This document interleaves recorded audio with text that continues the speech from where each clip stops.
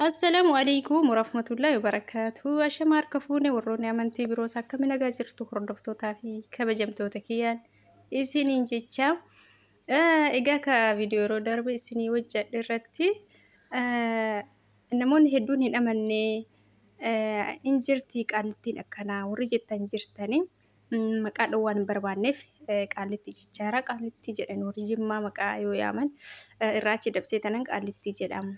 Maafii maqaa kiyyana dhooftii akkan jenne jechuudha. Egaa kaayoo maqaa isaaniidhaan waan isaan hamatan itti fakkaata waan ta'eef kanumaafuu maqaa isaa noormaala ta'e waamuun hin barbaachisuun isiniin jedha. Egaa maasseetanii isiin akkana gaarii eessa jirti? Nuun sobdaa warri jettan jirtanii maaliif hin soba? Yoo isaanis badaatan badummaa isaanis hin dubbadha malee yoo isaan gaarii ta'an nama gaarii tokko bada jettee gaarummaa isaa san awwaaltee badummaa isaa san hin dubbattu sirrii miti rabbis hin jaalatu.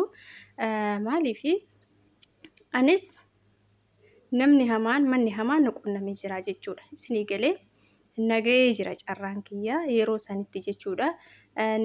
Isaan gaariin hin jirani jedhee hin yaadne jechuudha. Isaan gaariin hin jiran jedhee hin yaadne anis yeroo sanitti hundumti isaaniitu tokko manatti fakkaatan jechuudha.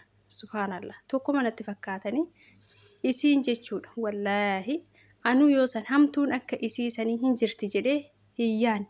Wallaahi maaliif jennaan yeroo meeshaa fa'a gisee sa'aatiin hirribaa kiyyaa ga'e meeshaa fa'a dho'isitee meeshaa akkanaa soqii naan jettutu jira jechuudha. Sa'aatii hirriba kiyyaan irraa oofuuf yeroo meeshaa ofii keetta sana suusiisaa bultee achi kaatee immoo dhiisii rafi baqqaa naa jettee ufumaa gaafa kaanii gaafa ufumaa isiitii fuutu jira jechuudha. Isinii galee yeroo girgiddaa kilooriksii na dhiqsiiftu jira jechuudha.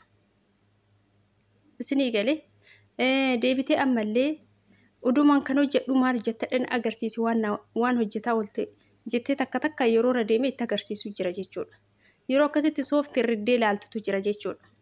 Akka seeraan qulqullaa'eef akka qulqulloof wallaahi laziim. Innaa kanaaf isinillee nama akkasii bira yoo jiraattan yeroo ammaa kanaaf waan viidiyoo jedhe kanarratti nama akkasii bira yoo jiraattan hundumtuu tokkoma isinitti fakkaata. Gaarii waan jiru isinitti fakkaatu miti. Hundi tokkoo miti. Buleeyyan kiyyaa hundi tokkoo miti. Wanneen jedheef kanaaf anallee manni badaan namni badaan nagahee jira jechuudha. Garuu wanti hunduu hin jijjiiramaa. Gizeen isin jijjiirama wanti hundumtuu hin darbaa. Darbee rabbiin nama nagayaa mana nagayaa nagahee jechuudha. Wallaahi yeroo sanitti isiin sun bilbila na dhorgattee waa meeqa na gootee bootama qulqulleessi kana waan wayiitiin balleessiteen qulqulleessine bakka kana gaafa naa jettutu jira. Wallaahi kanaaf yeroo amma keessa jirtan waan akka mana badaa keessoo jirtan amma qaalittiin tiyya gaarii jedhee namni yoo isin biratti dubbate dhugaa isinitti fakkaatu. Bakka isin dhugaa isinitti fakkaatu. Hundumti isaanii tokkoma waan wal fakkaatan haalli jaraa gochi jara waan wal fakkaatu isinitti fakkaata jechuudha. Miti tokkoo miti isaan namni garagaraa jechuudha. Bifaan wal fakkaataniif amalli isaanii haalli isaanii waliin fakkaatu jechuudha. Kanaaf akkasitti naa hubadhaa waanuma jiru dhugama jiru dubbadhe. Maaliifi anis argee jira mana badaas mana hamaas isiniin jedha kanaaf hin dubbadhe buleeyyan kiyya.